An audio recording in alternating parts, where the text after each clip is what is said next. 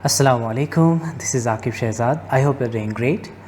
अब हम second part करते हैं बायोकेमिस्ट्री के पेपर का 2023 का। तो हमने बेसिकली 30 क्वेश्चंस पहले पार्ट में किए थे। अब हम 31st क्वेश्चन पे आते हैं डायरेक्टली। तो ये 31st वाला question. The 31st question is the major source of energy currency that is produced in beta oxidation is. सबसे ज़्यादा एनर्जी किस में निकलता है? Alpha ketoglutarate. जब हम बीटा ऑक्सीडेशन करते हैं फैट्स की, तब कौन सा सोर्स हमें निकलता है, कौन सा बड़ा करेंसी निकलता है हमें? Alpha ketoglutarate, ATP, NADH, pyruvate. So NADH जो है हमें 3 ATP के बराबर एनर्जी देता है, इसलिए ये सबसे ज़्यादा रिच सोर्स है एनर्जी का। तो question 32 we have is in starvation gluconeogenesis most important metabolic pathway and hence major source of energy for which organ of the body। जब starvation होती है, जब हम फास्टिंग कर रहे होते हैं या starvation होती है जनरली, तो ग्लूकोनियोजेनेसिस हमारी बॉडी का डिफेंस मैकेनिज्म है जिससे ग्लूकोज बना जाता है from the non carbohydrate sources. तो लाइक प्रोटीन्स को ब्रेक डाउन किया जाएगा बाकी सोर्सेज को, तो यहाँ से फिर वापस जो है हमारा एनर्जी निकलना स्टार्ट हो जाता है। तो मेजर ये किसके लिए ज़रूरत, किस ऑर्गन को सबसे ज़्यादा नीड होती है एनर्जी की, सबसे ज़्यादा नीड होती है एनर्जी सोर्स की? तो ब्रेन को, लिवर को, पेनक्रियाज को, किडनी को, ब्रेन को सबसे ज़्यादा होता है ज़रूरत, इसीलिए ग्लूकोनियोजेनेसिस का यूज़ किया जाता है। Question 33 the most prominent feature that distinguish a prokaryote and eukaryotic cell is. कौन सा प्रोमिनेंट फीचर है जो प्रोकैरियोट्स एंड यूकैरियोट्स को डिस्टिंग्विश करता है, अलग अलग करता है? Plasma membrane, nucleus, semi conservative, replication and glycolysis. So nucleus ही ऐसी चीज़ है तो जो प्रोकैरियोट्स और यूकैरियोट्स में डिफरेंस है, तभी इनको यूकैरियन एंड प्रोकैरियन कहते हैं। Karyon mean simple the nucleus, इनको ट्रू न्यूक्लियस होता है, इनको फॉल्स होता है। Question 34 we have is the phospholipid bilayer of plasma membrane contain. जो फॉस्फोलिपिड बाइलेयर होता है प्लाज्मा मेम्ब्रेन, उसमें क्या होता है? इंट्रिंसिक प्रोटीन्स, न्यूक्लियोपोरिन्स नहीं, F0 F1 प्रोटीन दो, सोडियम डोडेकाइल सल्फेट नहीं, न्यूक्लियोपोरिन्स दो न्यूक्लियस में होते हैं, F0 F1 तो माइटोकॉन्ड्रिया, सोडियम डोडेकाइल सल्फेट तो ये तो हमारा डिटर्जेंट है। तो हमारा इंट्रिंसिक प्रोटीन होते हैं बेसिकली। एक्सट्रिंसिक और इंट्रिंसिक प्रोटीन आपने प्लाज्मा मेम्ब्रेन में पढ़े होंगे। तो फॉस्फोलिपिड बाइलेयर जो प्लाज्मा मेम्ब्रेन का होता है, वहाँ पे इंट्रिंसिक प्रोटीन बेसिकली होते हैं। Question 35 we have is which of the following protein is present in the mitochondria. कौन सा प्रोटीन में से माइटोकॉन्ड्रिया के अंदर प्रेजेंट होता है इन the mitochondria? SNRNPs, succinate dehydrogenase, hexokinase, microtubules. So succinate dehydrogenase जो हमें वहाँ पे ज़रूरत लगता है क्रेब्स साइकिल में, तो ये माइटोकॉन्ड्रिया के अंदर मौजूद होता है। Question 36 we have is chromatin is present in its most compact conformation in which of the following stage of cell cycle in eukaryotic cells। Eukaryotic cells में सेल साइकिल जब होता है तो क्रोमैटिन वो क्रोमोसोम बनाता है। सबसे कंपैक्ट फॉर्म तो वही होता है ना, क्रोमैटिन का जब वो कंपैक्ट फॉर्म में होता है तो वो क्रोमोसोम बनाता है। किस सेल साइकिल की स्टेज में यूकैरियोट्स में ऐसा होता है? एस फेज़ में, सिंथेसिस फेज़ में, मेटाफेज़ में, साइटोकाइनेसिस में, G0 G1 फेज़ में। सो मेटाफेज़ ही ऐसा फेज़ होता है जहाँ पे क्रोमोसोम के फॉर्म में वापस आ जाता है, यानी सबसे कंपैक्ट फॉर्म में प्रेजेंट होता है। अब हमारा क्वेश्चन 37 है which group of scientist carried out the most authentic and conclusive set of experiment to prove that DNA is the genetic material of living organisms। किन साइंटिस्ट के ग्रुप्स ने, यहाँ पे ग्रुप्स दिए हुए हैं, ये एक्सपेरिमेंट किया था और ये फाइनली कंक्लूड किया था कि DNA ही जेनेटिक मटेरियल होता है लिविंग ऑर्गेनिजम्स का? टेमिन एंड बाल्टीमोर ने, वॉटसन एंड क्रिक ने, एवेरी मैक्लियोड एंड मैकार्टी ने, हर्शे एंड चेज। तो हर्शे एंड चेज सबसे फेमस एक्सपेरिमेंट है इनका, कभी टाइम मिला तो मैं इस पर एक वीडियो बनाऊंगा। हर्शे एंड चेज एक्सपेरिमेंट था जिसकी वजह से हम DNA को कंक्लूड किया कि DNA ही जेनेटिक मटेरियल होता है। Question 38 is solenoid. जब हम कंपैक्शन ऑफ DNA या क्रोमैटिन पढ़ते हैं वहाँ पे एक मॉडल आता है तो सोलिनॉइडल मॉडल, तो वो इसकी डेफिनेशन क्या है? तो सिंपल, ये एक इन्फॉर्मेशन वाला है, एक सिंपल डेफिनेशन दी हुई है। So solenoid is basically group of 6 nucleosomes in a loop forming a fibre of 30 nanometre fibre बनाता है। तो 6 न्यूक्लियोसोम्स वहाँ पे प्रेजेंट होते हैं। तो सोलिनॉइड की डेफिनेशन ये है। Part A is the right option.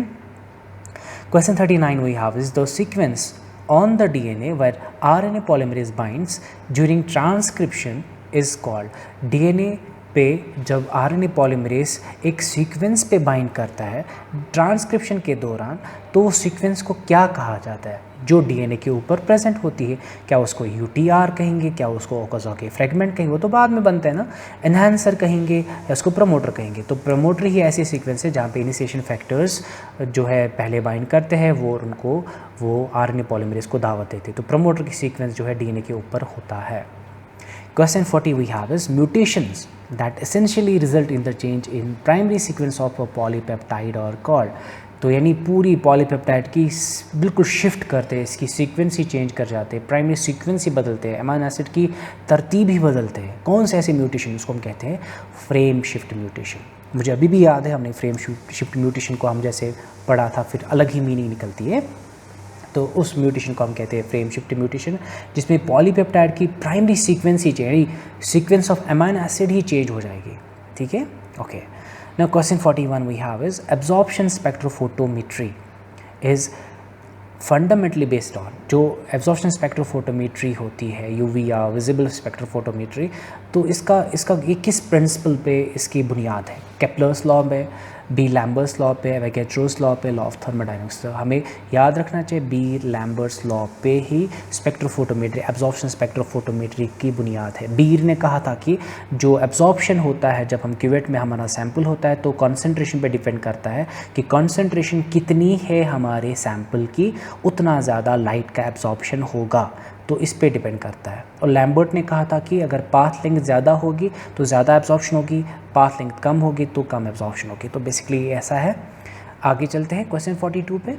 In gel exclusion chromatography molecules are separate on the base of. जब जेल एक्सक्लूजन क्रोमेटोग्राफी होती है तो मॉलिक्यूल्स वहाँ पे सेपरेट किए जाते हैं किस बुनियाद पे? आयोनिक इंट्रैक्शन पे, हाइड्रोफोबिक इंट्रैक्शन पे, साइज ऑफ द मॉलिक्यूल पे, केमिकल रिएक्टिविटी पे। तो साइज ऑफ द मॉलिक्यूल, जो बड़े मॉलिक्यूल होते हैं वो बाहर से ही निकल जाते हैं और जो छोटे होते हैं वो बीड्स के अंदर फंस जाते हैं। तो साइज़ पे उनका सेपरेशन होता है। Question 43 we have is in native PAGE, जहाँ पे हमें प्रोटीन की ब्रेकडाउन या डिनेचुरेशन नहीं की होती है, उनको ब्रेकडाउन नहीं किया होता है, तो proteins are separated based on. यहाँ पे नेटिव पेज में पॉलीक्राइल एमाइड जेल इलेक्ट्रोफोरेसिस में प्रोटीन्स को सेपरेट किया जाता है किस बुनियाद पे? Shape and size, charge, hydrophobic interactions, DNA protein interaction. So shape and size की बुनियाद पे ही उनको सेपरेट किया जाता है। Question 44 is a particular protein can be efficiently and specifically detected in minute quantity in plasma using the following technique। In techniques का, किस technique का इस्तेमाल करके माइन्यूट क्वांटिटी में एफिशिएंटली और स्पेसिफिकली एक प्रोटीन का डिटर्मिनेशन करने के लिए प्लाज्मा के अंदर कौन सी टेक्निक यूज़ की जाती है? वेस्टर्न ब्लॉटिंग, इलाइजा, RT-PCR या spectrophotometry. We use ELISA for that. ठीक है, इलाइजा ही ऐसा स्पेसिफिक मेथड होता है। Question 45 we have is which of the following is a disease related to the circulatory system। इनमें से कौन सा डिजीज़ है जो सर्कुलेटरी सिस्टम के रिलेटेड है? ट्यूबरक्लोसिस नहीं, डायबिटीज़ नहीं, स्ट्रोक होता है, मस्कुलर डिस्ट्रॉफी नहीं होता, मसल्स के रिलेटेड होता है। डायबिटीज़ जो है अलग सा इंसुलिन के रिलेटेड होता है, टाइप 1 टाइप 2। ऐसे ट्यूबरक्लोसिस जो है हमारे जिसके रिलेटेड। अच्छा, in which part of respiratory system the gaseous exchange of oxygen and carbon dioxide takes place। कौन सा रेस्पिरेटरी सिस्टम में कौन सा पार्ट होता है जहाँ पे ऑक्सीजन और कार्बन डाइऑक्साइड का ट्रांसफ़र होता है, बेसिकली एक्सचेंज होता है? ब्रोंकाई में, ब्रांकियोल्स में, एल्वियोलाई में, ट्रैकिया में। सो एल्वियोल्स आर दोज बलून्स जहाँ पे ऑक्सीजन और कार्बन डाइऑक्साइड का एक्सचेंज होता है। Question 47 we have is peptic ulcer और most commonly caused by. Peptic ulcer most commonly किन से होता है, किससे होता है? वायरल इन्फेक्शन से, स्पाइसी फूड एंड कॉफ़ी से, एसिडिक फ्रूट से, infection by Helicobacter pylori. Helicobacter pylori की वजह से ये एक सॉफ्ट बैक्टीरिया हम कहेंगे, अगर जब हम इम्यून कंप्रोमाइज स्टेट में होता है तो ये काम करता है, तब ये हमें हरा सकता है। अगर हम इम्यूनिटी हमारे स्ट्रांग होगी तब ये कुछ नहीं कर पाएगा। तो हेलिकोबैक्टर पाइलेरी ही करता है पेप्टिक अल्सर। अच्छा, question 48 we have is which gland of the endocrine system controls the sleep cycle by regulating the secretion of the sleeping hormone melatonin। कौन सा मेलाटोनिन रिलीज़ करता है जिससे स्लीप हमें इंड्यूस हो जाती है? कौन सा? थायराइड ग्लैंड नहीं, पिट्यूटरी ग्लैंड नहीं, हाइपोथैलेमस नहीं, पीनियल ग्लैंड, छोटा सा जो है ग्रेप लाइक स्ट्रक्चर होता है हमारे हेड में, तो पीनियल ग्लैंड होता है जो स्लीप साइकिल को सर्काडियल रिदम को मेंटेन करता है, स्लीप साइकिल को मेंटेन करता है। Okay, question 49 we have, which of the following vitamins can be stored in excess in the body and cause hyper vitaminosis? Vitamin D, vitamin C, vitamin B7, all of the above. Vitamin D एक fat soluble A, D, E, K, तो vitamin C जो है ये fat soluble होते हैं, that means they could be stored in the body inside the fats, तो इनको store किया जाता है और इसको ज़्यादा ही स्टोर किया जाता है जिससे हाइपर विटामिनोसिस होती है। विटामिन सी, बाकी जो है विटामिन बी वगैरह, ये जो है ये वाटर सॉल्युबल होते हैं, ये फ्रीक्वेंटली हमारी बॉडी से लॉस हो जाते हैं, इसलिए इनको हमें ज़्यादा लेना होता है। ठीक है, now question 50 we have, is the normal range of body mass index of an adult person is, normal जो है इनका BMI कितना होना चाहिए एक एडल्ट पर्सन का?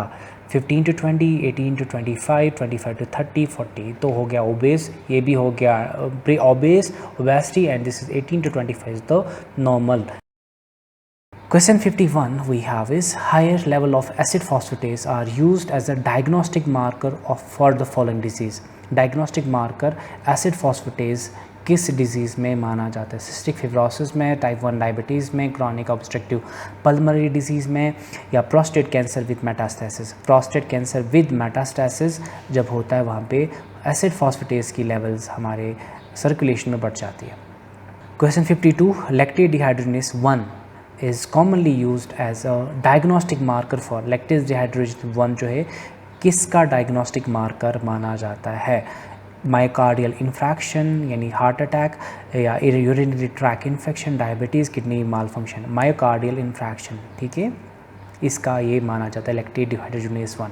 Question 53 we have is, antibodies are secreted by the following cells of the immune system. Helper T cells antibodies को release करेंगे, साइटोटॉक्सिक टी सेल्स करेंगे, बी सेल्स करेंगे, डेंड्राइटिक सेल्स करेंगे। So we have to remember B cells वो secrete करती है, B plasma cells secrete करती है antibodies. Question 54 is, monoclonal antibodies are the antibodies that, वो क्या करते हैं? मोनोक्लोनल एंटीबॉडीज़ क्या करते हैं? रिकॉग्नाइज सेम या single epitope of an antigen, yes. Recognise a single protein in a multi subunit complex, नहीं। Are produced only once in the life time, नहीं। Have a single heavy and light chain, so they are recognising a single epitope of an antigen. एक ही epitope को पहचानेंगे, एक antigen पे epitopes होते हैं तो एक ही टाइप को पहचानेंगे वो, तभी इनको कहते हैं monoclonal antibodies. Antibody diversity in higher organism is primarily generated by antibody diversity, यानी बहुत ज़्यादा कम्बिनेशंस वो कहाँ से बन जाते हैं? इतने सारे टाइप के एंटीबॉडीज़ कहाँ से बन जाते हैं? Fusion of B and T cells of an organism, नहीं। Recombination of different V, D and J genes segments of immunoglobulin genes, हाँ रिकम्बिनेशन होती है। V, D, J सेगमेंट जो जीन्स होते हैं इनकी डिफरेंट रिकम्बिनेशन होती है, तो ये डिफरेंट तरह के एंटीबॉडीज़ प्रोड्यूस किए जा सकते हैं। Now the question 56 we have is, T cells of the immune system are named so because they are, तो T cells है इनका नाम इसलिए दिया गया है क्योंकि produce in the thymus, generated in response to toxins, produce in response to tumor in the body, they have abundance of tyrosine receptors. No, no, no and yes.